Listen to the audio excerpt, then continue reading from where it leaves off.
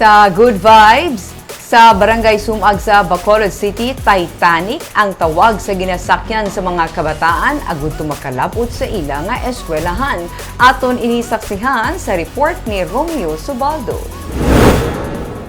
Ang Sumag River ang isa sa mga dalagko nga suba sa Bacolod City. Paborito nga palaliguan sang mga kabataan.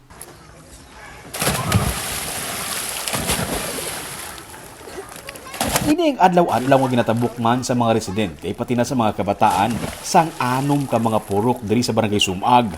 Malayo na abi ang mag-agi sa highway kag maglibot, gani nagatabok sila sa suba. Kag para makatabok, nagasakay sila sa Titanic. Ini ang ginatawag nila nga Titanic, isa ka balsa nga himo sa anom ka mga drum kag kawayan. Suro sa purok president nga si Ella Carmona Gamboa, dekada 90 pa sila nagsugod sa pagsakay sa balsa.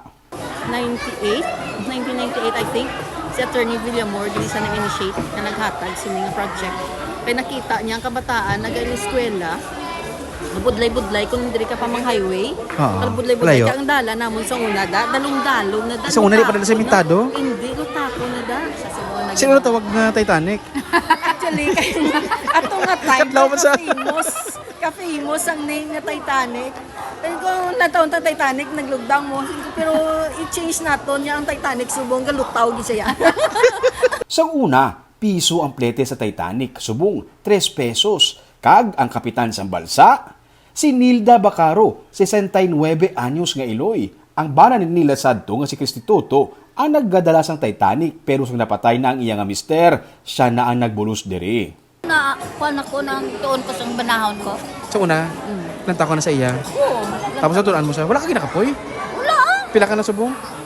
69. Ay, perti galupok. Kun high tide, kinahanglan nga maglatay anay sa kahoy kag salsalon nga ginsugpon-sugbon.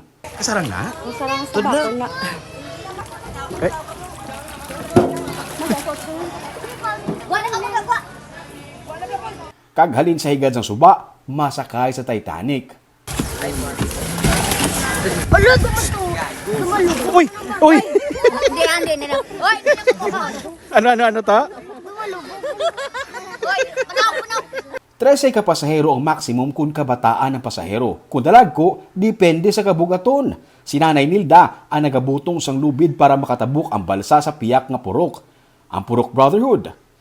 Nagapanakla siya sa pulungkuan para mapagiho ang Titanic pakadto sa pihak. Kalabanan sa mga pasahero niya, mga kabataan, masobra na sa 20 ka tuig nga nagasakay sa balsa ang mga pumuluyo diri. Makaduha na ka beses kaging guba sang bagyo, kaging pakaayuman sang tumandok sang sumag nga si Councilor Thady Saison. Kung sumahon ko no, kadamo na sang professionals nga tigayon nalapot ang ilang mga handong pinaagi sa bulig sang Titanic. Mga professional na sila subong.